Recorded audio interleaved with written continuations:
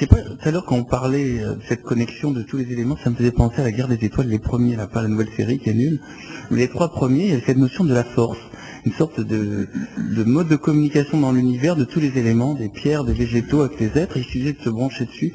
L'idée était sympa, d'ailleurs ça ressemblait un peu au ki des Chinois, c'est cette énergie qui traverse et qu'on a plus ou moins. Peut-être que ce que Didier appelle le cancer, c'est une perte de ki qui laisse venir la maladie. Le ki, vous savez, c'est ce truc qu'ils font les Chinois, le Qigong, et ils essaient de se ressourcer, de se rebrancher sur ces énergies, et ils se mettent aussi près des arbres, je reviens à cette idée, et ils essaient de prendre cette énergie. Et je crois que il y a un moment, il faut se rappeler qu'on est connecté pas seulement aux autres êtres humains, mais qu'on est connecté à une sorte d'ensemble global de vie, qui même dépasse la planète, qui est un truc qui transcende l'univers.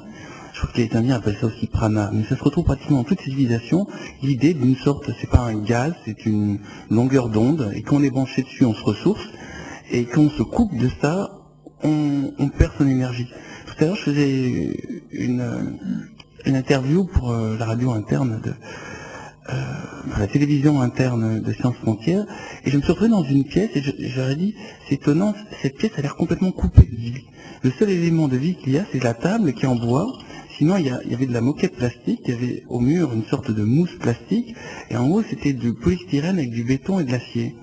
Et il n'y avait pas de fenêtre dans cette pièce, et il y avait des lumières encore plus néon, encore plus dures que celles qu'on a actuellement.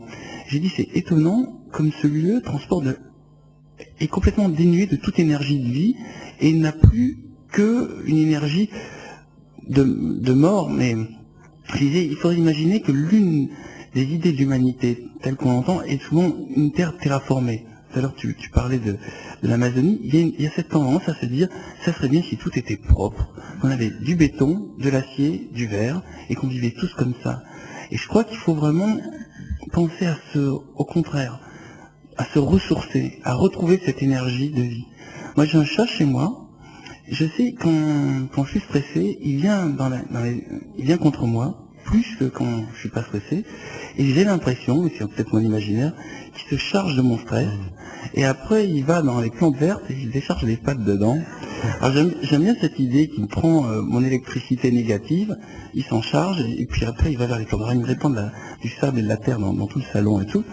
Mais je crois qu'il y a quelque chose qu'on n'a pas compris, qui n'a pas été analysé scientifiquement, mais qui s'appelle le contact à la planète, le contact à la nature, et que si on se coupe de ça, on perd de cette énergie ou la force, et que c'est ce qui laisse rentrer les maladies, qu'on soit seul ou en groupe, c'est cette perte d'énergie de vie.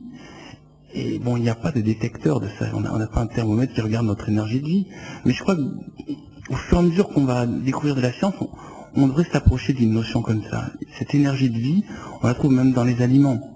On sent bien, il y a des aliments qui sont chargés d'énergie de vie et d'autres qui sont complètement dénaturés. Parce que, je sais pas, on les a peut-être trop broyés, on les a mis au micro-ondes, et puis on les a irradiés aussi. Et voilà, je crois qu'il suffit d'être attentif, chacun à son niveau, à est-ce que je suis dans un lieu de vie, est-ce que je suis dans un lieu qui laisse transparaître la lumière et qui donne une énergie terre, ou est-ce qu'on est entièrement coupé avec des chaussures à semelles caoutchouc qui sont elles-mêmes sur de la moquette, qui sont elles-mêmes sur du béton, qui sont sur je ne sais quoi, sur du métro, et on est complètement déconnecté. Donc voilà, il faut penser à se reconnecter. Je ne sais pas à quoi, mais il faut se reconnecter. On est si plate comme ça,